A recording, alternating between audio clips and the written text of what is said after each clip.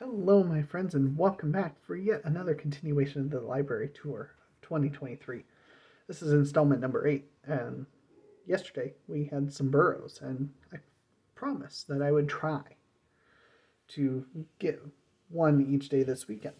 And so we are here to continue that. And we kick it off with Ender's Game by Orson Scott Card. This is the author's definitive edition. I have not reread it in this definitive edition, but I can't imagine what really has changed in here. The back, of course, is just a bunch of quotes from different places, but Ender's Game is fantastic. It was one of the first sci-fi books that I really, really enjoyed. It's one I've revisited several times and continue to enjoy it to today. The continuation of the series of Ender is very, very different, but equally good. But I will always have a soft spot in my heart for Ender's Game. And then last year I read its sequel, Ender's Shadow. So this is like a parallel sequel following Bean rather than Ender. A little bit longer. And equally great. Andrew Ender Wiggin was not the only child in battle school. He was just the best of the best. Here is the story of another of those precious generals, the one they called the Bean. The one who became Ender's right hand, his strategist, and his friend. Bean's past was a battle just to survive on the streets of Rotterdam. He was a very tiny child with a mind leagues beyond anyone else's.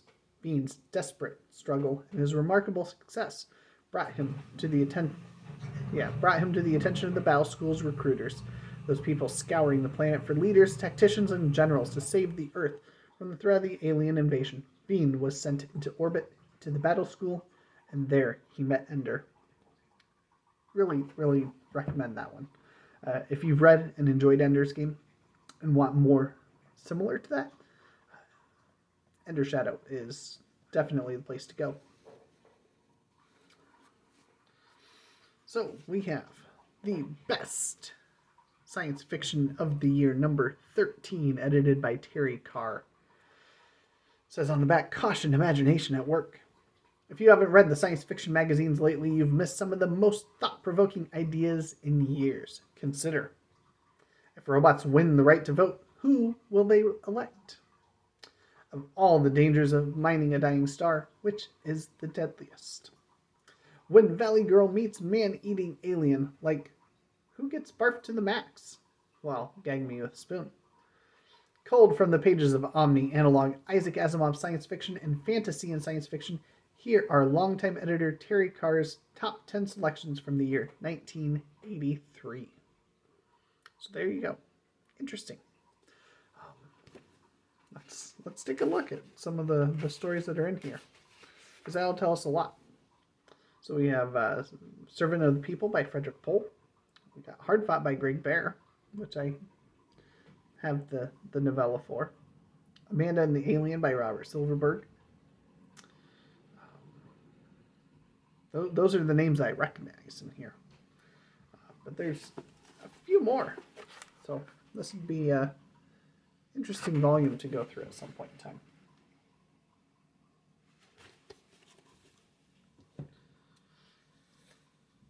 Next we have A. Bertram Chandler, Frontier of the Dark.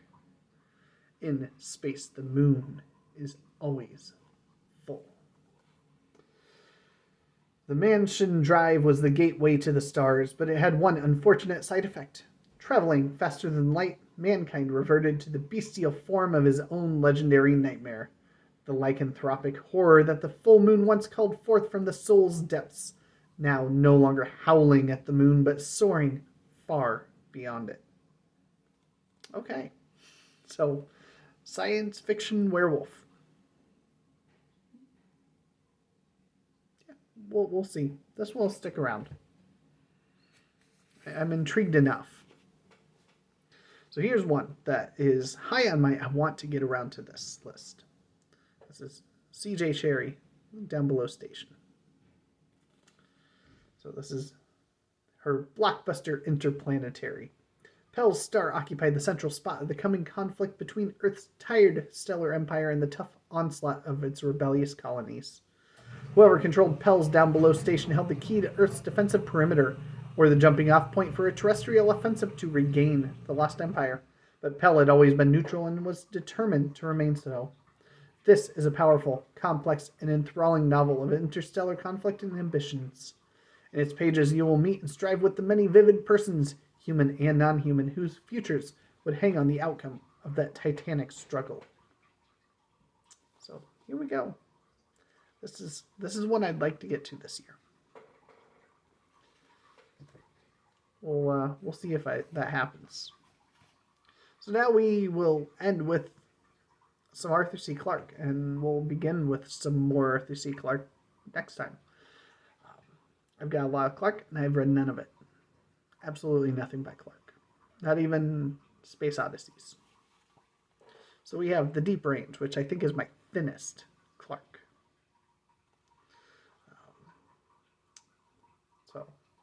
He was a misfit, a spaceship engineer who had developed such fear of outer space that he could no longer function.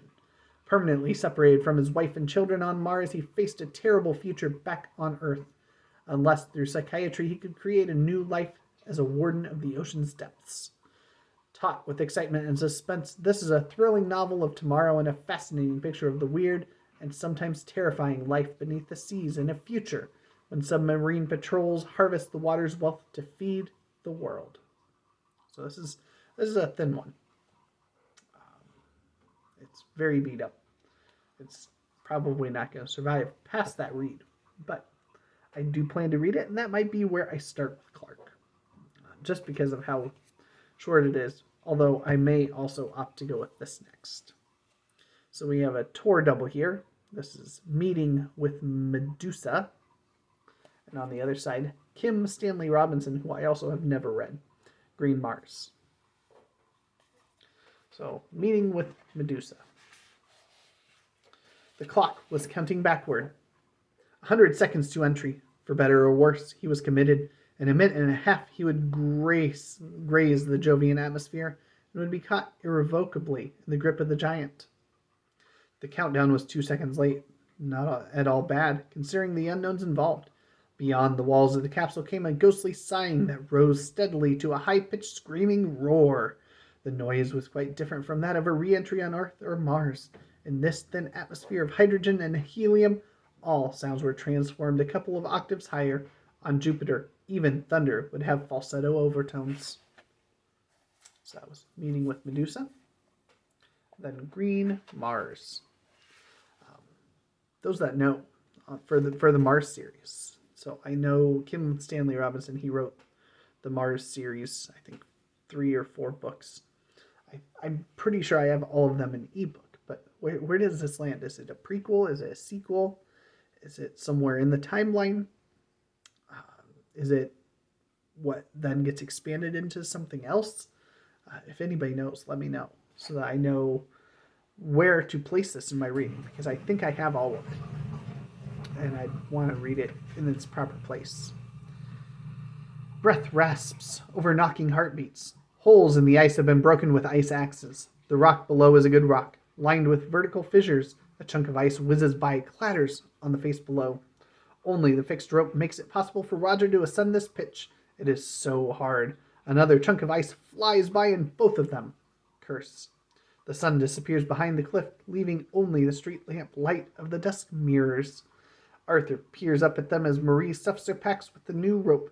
Beautiful, he exclaims. They have perhelia on Earth too, you know. A natural effect of the light when there's ice crystals in the atmosphere. It's usually seen in Antarctica, big halos around the sun, and at 2 points of the halo, these mock suns. But I don't think we ever had 4 mock suns per side. Beautiful. So there's Green Mars. Again, this might be where I end up starting with Clarke. I don't know. Of course, the one that would probably be recommended of the ones I own would be Rendezvous with Rama. So this has absolutely nothing to read on the back other than quotes. So we look inside the front here. Inside Rama, Commander Bill Norton and his crew landed on the mysterious space vessel and made their way into its hollow interior. There they found a completely self-contained world that was cruising through space for at least 200,000 years and now is seemingly dead. But as Norton and his astronauts begin to explore the spaceship, Rama suddenly comes to life. So, Rendezvous with Rama. I'm sure you'll confirm for me. This is probably where I should start with Arthur C. Clarke. Although, there's some that might change that tomorrow. But I have the sequel with Rama 2 here.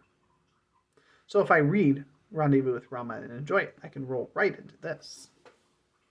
Yeah, like I actually roll into the sequels quickly.